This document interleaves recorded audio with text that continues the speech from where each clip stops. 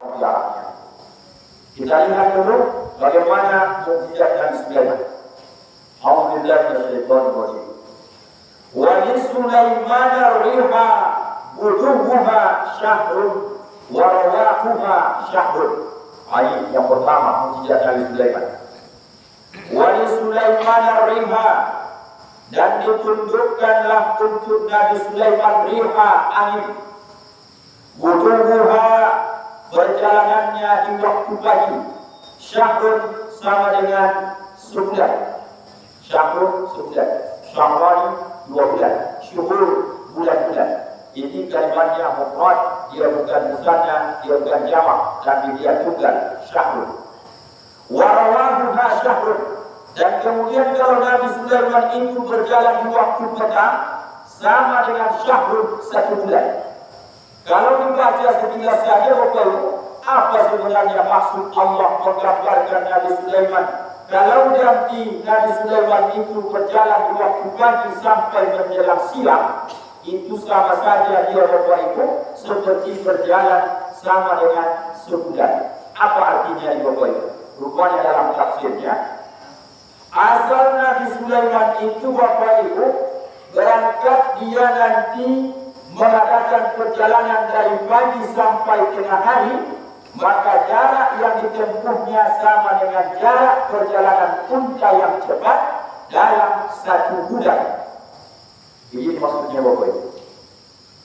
Kalau saya ingin mengendarai mobil jarak antara Simpang Ngasuh ke Kota Lama kurang lebih 30 km, maka jarak yang saya butuh itu untuk menempuhnya, katakanlah Bapak Ibu 20 menit normalnya. Kemudian ada orang yang menempuh jarak itu karena Pak Haji Gempil dari Simpang Ngasuh ke Kota Lama, jaraknya tetap itu juga, jalannya itu juga, mobilnya saja yang berbeda, dia bisa 5 menit umpamanya. Jaraknya tetap itu, waktunya juga tetap itu, kemudian kendaraan hanya berbeda, tapi jarak tempuhnya bisa lebih cepat. Apa maknanya? Bapak Ibu, saking cepatnya mukjizat dikasih Allah kepada Nabi Sulaiman ini, maka dia punya kendaraan namanya rih, angin. Kalau teringat Bapak Ibu itu pernah kita menonton film Jin dan Jun, ada itu biasanya karpet dibuat sama si jin. Asal butuh si jin ini jarak yang paling jauh mengejar musuh, tinggal dia simsalabim dengan karpet merah terbang. Apakah tujuan dia ini Ustaz? Tidak, hanya tafsir perbandingan saja. Kalau seandainya masih ada Nabi Sulaiman itu, nampaklah dia bagi orang sebulan perjalanan, bagi Nabi Sulaiman itu hanya setengah hari, itu maksudnya. Jadi kalau ada orang berangkat dari sini ke Pekanbaru 3 jam, bagi Nabi Sulaiman itu hanya beberapa menit. Apa kendaraan dia? Land Cruiser? Tidak. Kendaraan Nabi Sulaiman adalah angin. Kemana bentuknya angin itu jadi kendaraan Ustaz? Allah Subhanahu wa Ta'ala a'lam. Tak ada dijelaskan dalam Quran, dalam tafsir bagaimana bentuk angin itu. Apakah dia seperti karpet merah, seperti jin itu? Yang jelas, angin itulah kendaraan Nabi Sulaiman alaihi salatu wassalam. Bagi orang yang berjalan selama 1 bulan, Nabi Sulaiman cukup hanya setengah hari dari pagi sampai siang. Kemudian kata Allah, warawahuha syahrun. Kalau Nabi Sulaiman perjalanannya dimulai dari sore hari sampai nanti mungkin dari tengah harinya jam 12-nya sampai ke sore hari, itu juga sampai dalam tafsir kecepatannya sama dengan perjalanan sebulan. Setengah hari orang menempuh perjalanan 2 bulan. Nabi Sulaiman Bapak Ibu hanya tempuh jarak itu hanya 1 hari 12 jam saja. Terbayang Bapak Ibu bagaimana kehebatan Nabi Sulaiman alaihissalam ini tak bisa dibayangkan, dicerna dengan akal pikiran. Maka waktu itu banyak yang terpana, terpesona. Ini yang akan kita baca nanti, kelebihan-kelebihan Nabi Sulaiman. Pernah saya terpikir Bapak Ibu, kenapa lah tak begitu dibuat Allah Nabi kita Muhammad sallallahu alaihi wasallam ini? Rupanya diberi Allah juga Nabi kita mukjizat berupa hadiah Isra wal Mi'raj. Wa asalna lahu ainal fitri, dan kami alirkan untuknya ainal fitri, sumber daripada cahaya tembaga. Wa minal jinni man ya'malu baina yadayhi bi'izni rabbih, dan sebahagian dari bangsa jin man ya'malu, ada yang bekerja baina yadayhi, di hadapan Nabi Sulaiman, atas kekuasaan Nabi Sulaiman, bi'izni rabbih, dengan izin Tuhannya. Artinya Bapak Ibu, Nabi Sulaiman ini semua bangsa jin yang paling tua itu Bapak Ibu jin. Maka dalam surah An-Nas itu minal jinnati wan nas, dari bangsa jin dan manusia. Banyak orang tak bisa membedakan mana jin, mana setan, mana kuntilanak, mana genderuwo, mana tuyul, dan mana pula jadian-jadian. Mana menurut Bapak Ibu yang lebih tua antara jin, setan, atau iblis? Hanya yang populer yang tiga ini biasanya. Nanti kalau kita contohkan Indonesia yang ada di Bapak Ibu, kadang-kadang kuntilanak pun itu dipilih saja yang ada, kadang-kadang muncul dia. Ini yang tiga ini Bapak Ibu. Mana Pak Haji Joni Firgo yang lebih tua dari yang tiga? Jin, iblis, setan. Jin dan John. Itu lagi. Jin dan John. Jin ini Bapak Ibu terbagi dua. Ada yang pertama jin kafir, yang kedua ada jin Islam ataupun Muslim. Maka awalnya jin ini semua baik Bapak Ibu. Kalau kita lihat sejarah terbelakang tentang masalah jin sipil, mereka dulu pernah juga dikasih dunia ini sama mereka. Pertama dikasih sama malaikat, enggak dia apa-apain dunia ini, karena malaikat tidak punya nafsu, ditengoknya saja. Nampak sungai, dibiarkannya saja.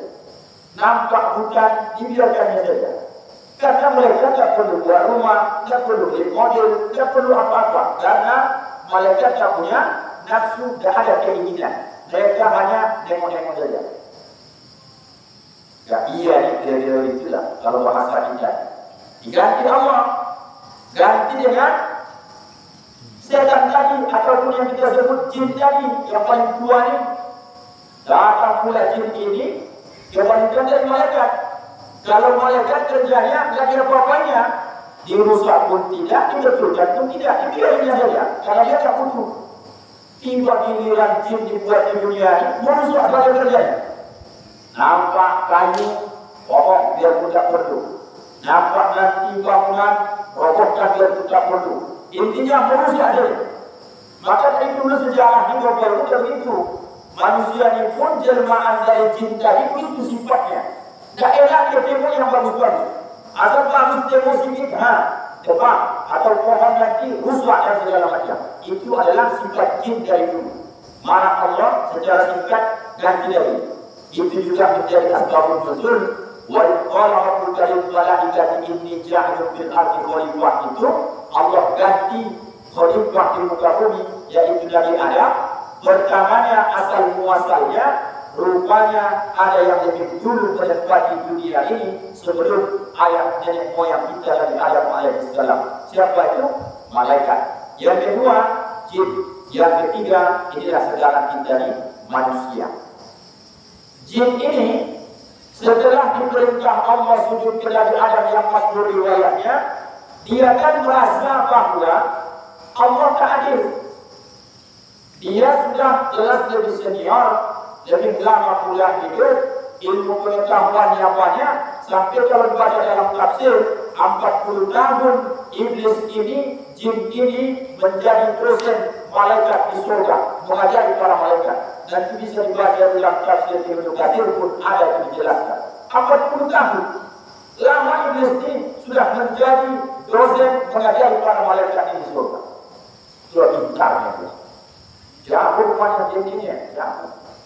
Begitu dia durhaka kepada Nabi Adam, tidak mau sujud kepada Adam, kemudian marah Allah secara singkatnya, maka naiklah gelar dia, nama dia asalnya adalah Ajajil, bangsanya bangsa jin, maka dinobatkan, dilantiklah nama Ajajil ini menjadi iblis. Itu sejarahnya Bapak. Yang paling tua jin.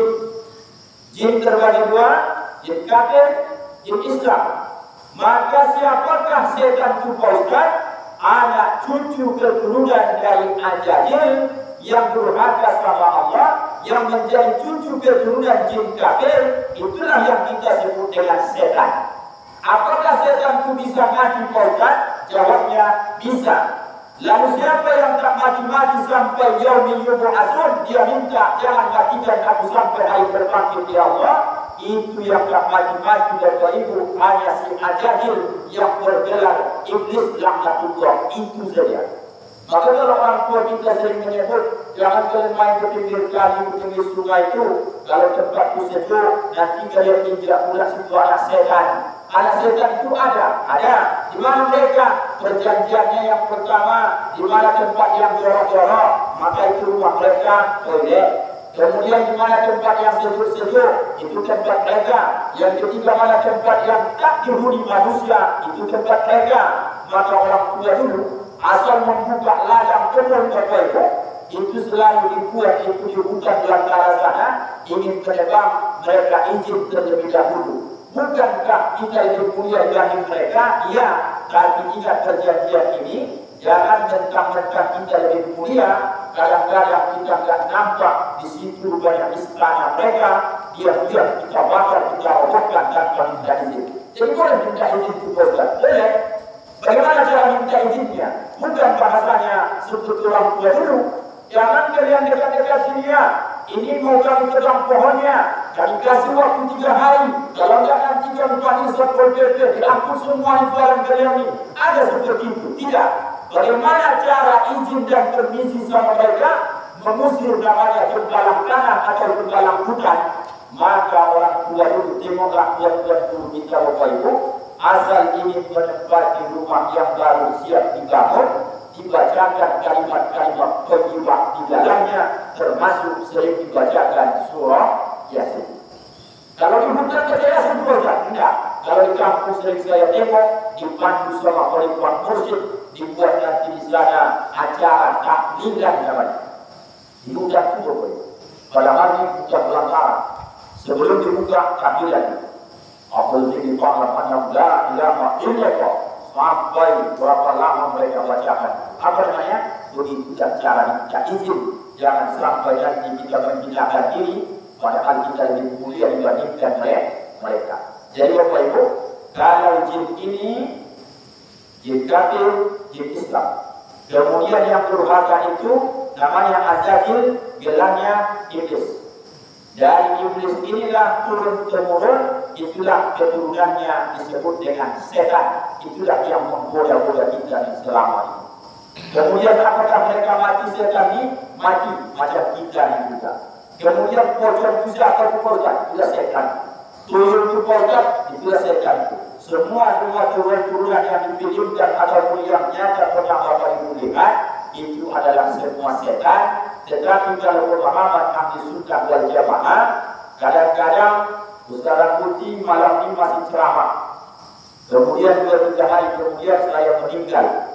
2 hari kemudian Bapak Ibu setelah saya dikubur, kemudian Bapak Ibu dengan pula suara saya masih ada di Masjid Azim ceramah. Itu siapa itu? Ditengok Pak Haji Jor dari toilet kamar mandi, benar masih pakai jubah, pakai peci seperti sekarang ini. Tapi hanya sekejap mata saja, kami tidak nampak lagi. Cerita Pak Haji Jor, aku nampak Ustaz Putih ceramah padahal ketika kuburkan dia sumpah ngasuh 4 hari yang lalu. Jadi yang berlaku Ustaz ya, dan itu sering ditelah masyarakat. Rupanya itu bukan jadi-jadian. Kalau persis dengan suara saya seperti baju yang saya pakai malam ini, kalau meninggal saya besok, itulah yang disebut dengan jin qarin. Jin qarin itu yang lahir bersamaan dengan kita manusia dan dia lebih panjang umurnya dibandingkan kita. Maka kalau ada di kampung-kampung, persis saya tengok di kebun itu, main dia, bajunya itu, kecilnya itu, motornya pun itu. Siapa itu? Dia bukan jadi-jadian, tapi itu jin qarin. Dalam Islam ada itu setan berdua hati Ustaz. Tidak ada itu sebenarnya. Itu hanya penjelmaan, kemudian dia ini itu sebagai orang yang bangkit dari kubur. Itu gara-gara disebabkan korban menonton sinetron dari tahun 2000 sampai 2022. Jangan yakin dua poin. Kemudian Bapak Ibu, diperintah Nabi Sulaiman dengan izin Allah para jin ini, wa man yazi' minhum man amrina nuziquhu min azabis sa'ir. Wa man yazi', dan siapa saja yang menyimpang membantah minhum di antara mereka min amrina daripada perintah kami, nuziquhu min azabis sa'ir, kami akan berikan mereka azab yang sangat pedih. Apa artinya Bapak Ibu? Nabi Sulaiman perintah jin ini, di antara sekian banyak jin, ada umpamanya yang ingin membantah dan mau melakukan perintah Nabi Sulaiman, maka kemudian Nabi Sulaiman diberi Allah legalitas menghukum para jin yang tak tunduk dan patuh, bisa dihukumnya langsung oleh Nabi Sulaiman alaihissalam. Ini luar biasa Bapak Ibu. Kalau seandainya hidup Nabi Sulaiman hari ini, maka tidak akan pernah lagi ada jin, setan-setan yang membola kita dalam sekolah. Bapak Ibu, dalam hadis Nabi, pernah suatu ketika Nabi kita juga sedang sholat, kemudian datang setan itu menggoda, kemudian setelah Nabi selesai sholat, baca di dalam hadis Nabi, ditangkap Nabi kita Muhammad SAW leher setan, tangkap. Saking kuatnya dalam hadis itu Nabi memegang leher setan ini sampai mengalir air liurnya menetes ke tangan Nabi, sejuk begitu dalam bahasa hadis. Maka kemudian saking palak bondoknya emosinya dengan setan ini, tidak hanya dicekiknya, diambil kami diikat dan diam kecil itu setan itu. Kenapa enggak Nabi bunuh saja Ustaz? Teringat dia ada doa Nabi Sulaiman yang Bapak Ibu mungkin sering dengar itu. Ada doa yang didoakan Nabi Sulaiman, dia meminta jangan berikan kepada siapapun dari hamba-hambamu kecuali kerajaan dan kemuliaan itu hanya untukku saja.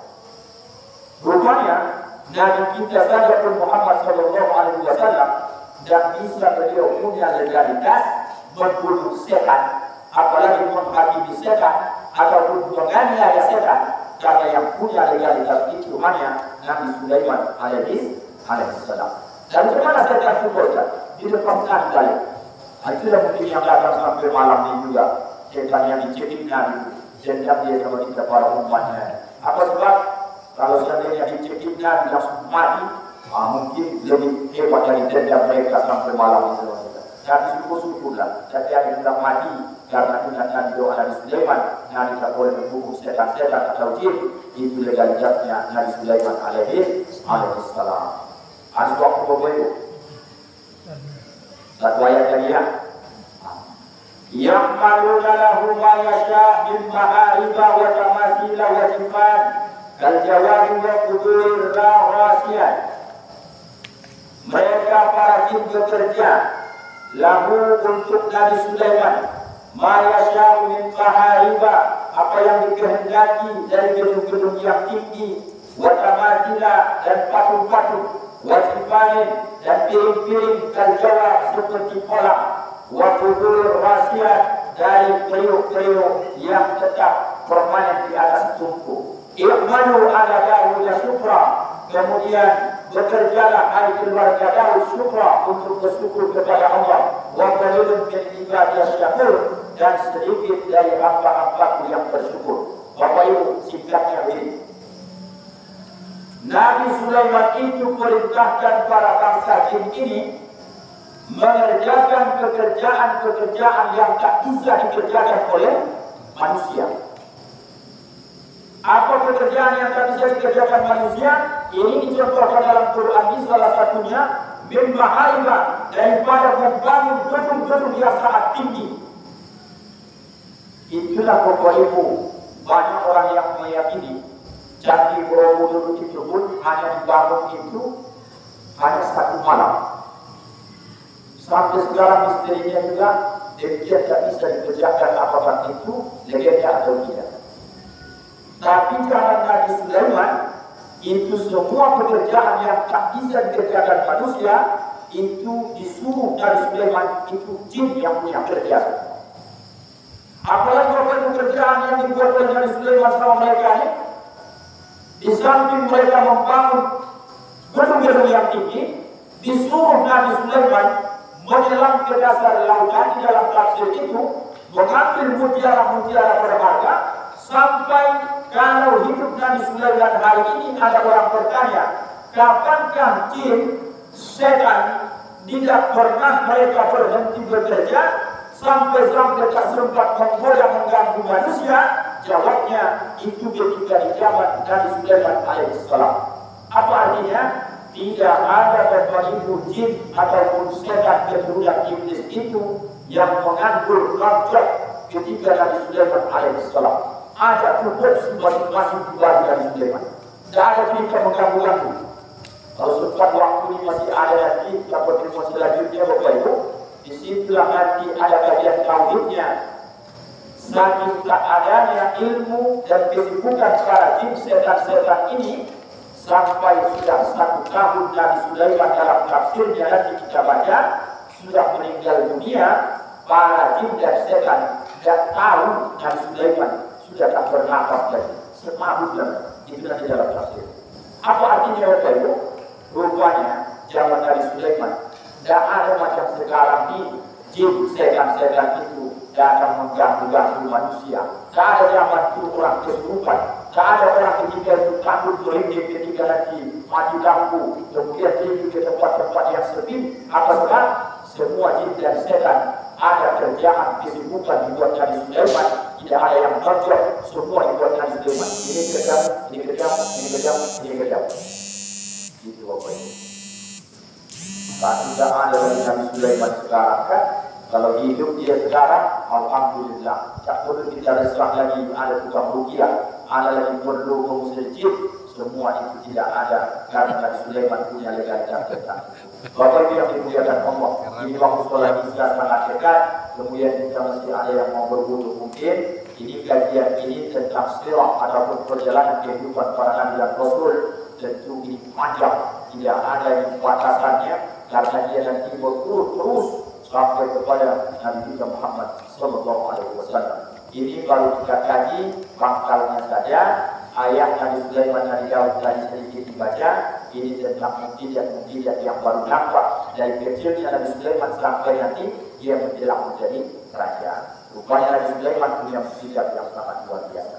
Bapak Ibu, ini saja yang bisa disampaikan pada kesempatan ini. Semoga kesempatan lain